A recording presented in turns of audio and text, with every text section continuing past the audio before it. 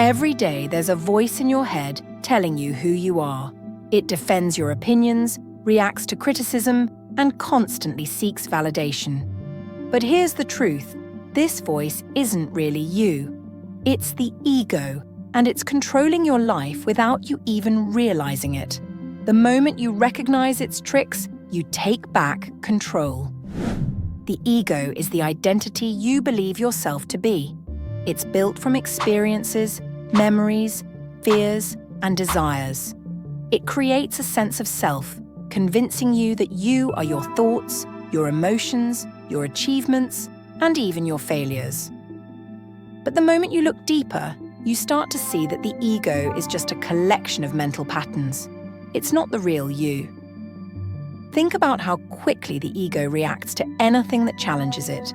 If someone criticizes you, there's an instant response, defensiveness, frustration, or even self-doubt.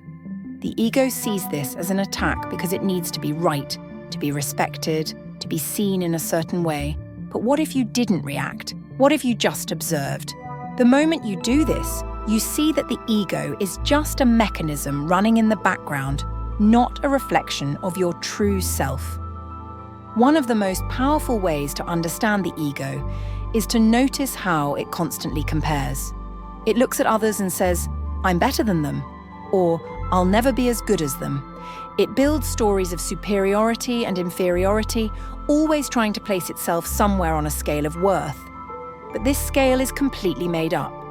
It's a game the ego plays to keep itself alive. The truth is, you don't have to measure yourself against anyone. The moment you stop engaging in comparison, the ego starts to lose its grip. Another way the ego controls you is through attachment. It clings to ideas, identities, and beliefs as if they define who you are. If you've ever felt personally attacked when someone disagrees with you, that's the ego at work. It sees differing opinions as a threat because it identifies with thoughts as if they were a part of you.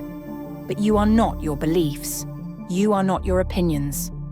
These things change over time, yet something deeper within you remains the same. When you detach from rigid identities, you experience a freedom the ego can never provide. The ego is also fueled by fear. It constantly anticipates the future, creating anxiety about things that haven't even happened. It plays worst-case scenarios in your mind, convincing you that you need to prepare for everything, that you need to control life itself. But the future isn't real. It only exists as a thought in your mind. The only moment that actually exists is now. The more you recognize this, the less power the ego has over you. One of the simplest ways to expose the ego is to watch it in action. The next time you feel insulted, defensive, or superior, pause for a moment.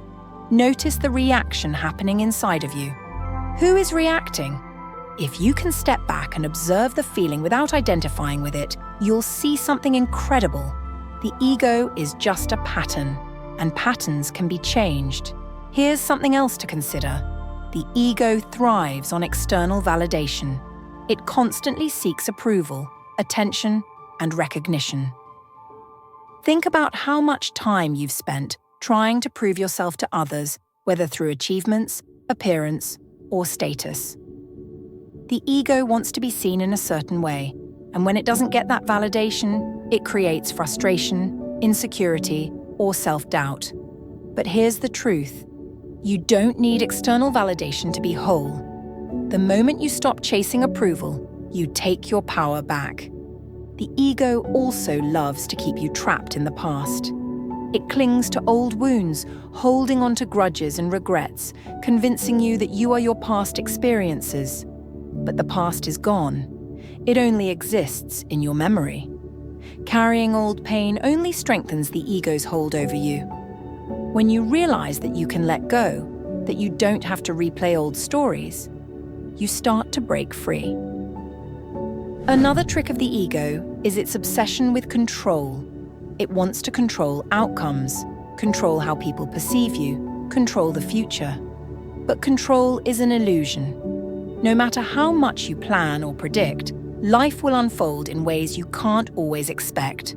The more you surrender to this reality, the more peace you find. The ego hates uncertainty, but your deeper self doesn't need certainty. It thrives in the present moment. When you start to see through the ego's illusions, life feels different. You no longer react to everything, you don't take things so personally, and you stop seeking validation from the outside world. You begin to experience life as it is, without the distortions of the mind. And this is where real freedom begins. The ego thrives on identity. It constantly labels you. It tells you, "I am successful," or "I am a failure." It says, "I could never do that." But these labels are nothing more than mental constructs. They are not you. You existed before any label was attached to you, and you'll continue to exist even if those labels disappear. If you've ever gone through a major life change and felt lost, it's because the ego lost one of its labels, and it didn't know what to cling to. But the real you isn't lost. It was never the label in the first place. The ego creates attachment to opinions. Have you ever felt the urge to argue, even when it doesn't matter? That's the ego wanting to be right. It attaches itself to beliefs as if they were a part of your body, as if letting go of an opinion means losing a piece of yourself. But opinions change. What you believed 5 years ago might not be what you believe today. If opinions can shift, then they are not your true essence. Holding onto them too tightly only fuels conflict, stress, and division. When you recognize this, you don't have to fight every battle. You can listen without reacting. The ego creates enemies where there are none. If someone disagrees with you, the ego takes it personally. It sees opposition as an attack rather than just a different perspective. This is why so many arguments escalate, because the ego is not defending an idea, it's defending itself. But the moment you pause and detach from this reaction, you realize that someone else's opinion has no power over you unless you give it power. When you don't take things personally, you become unshakable. Before we continue, if you're finding this valuable, take a second to subscribe and turn on notifications. It's completely free and helps grow this community of people looking for deeper self-awareness and real transformation. Plus, you won't miss the upcoming videos that will take this understanding even further. The ego loves playing the victim. It tells you that life is unfair, that people don't appreciate you, that the world is against you. It makes you focus on what's missing rather than what's present. But here's the truth.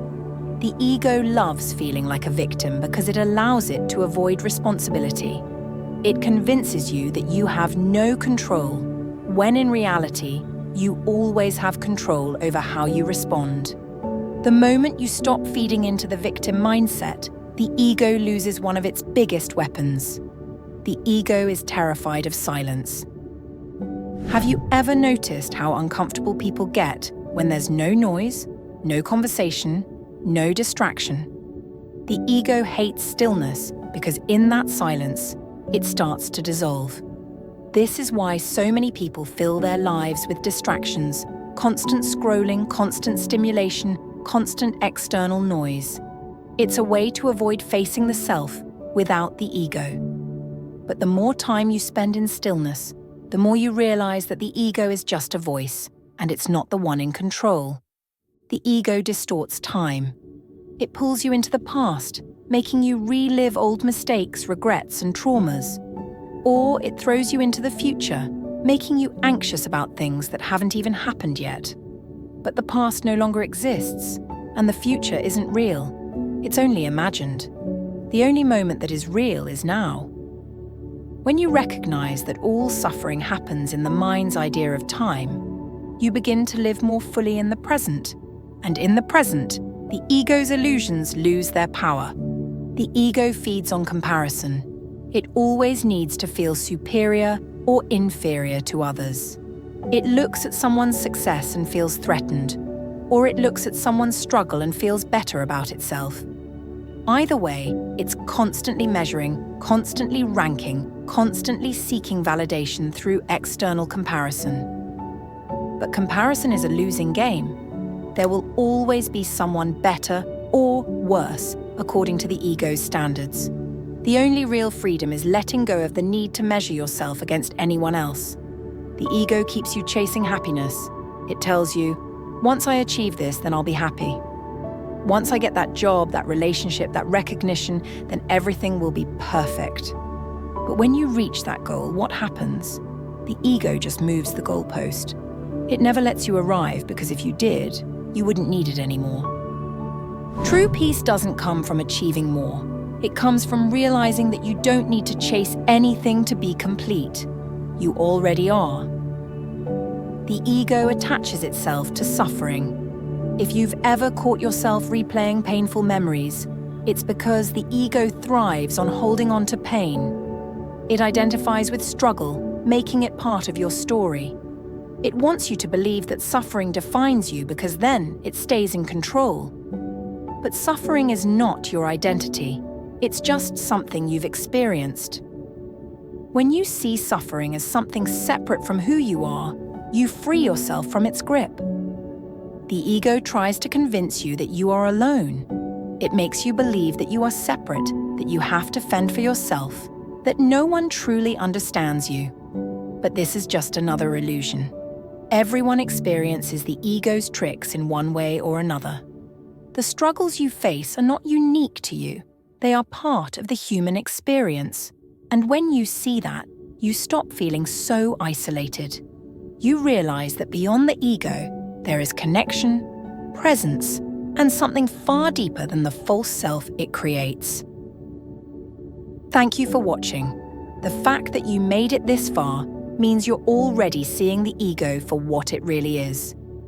If this video resonated with you, don't forget to like and subscribe so you won't miss the next one. Turn on notifications so you can keep going deeper into this journey. Your support means a lot, and I appreciate you being here. See you in the next one.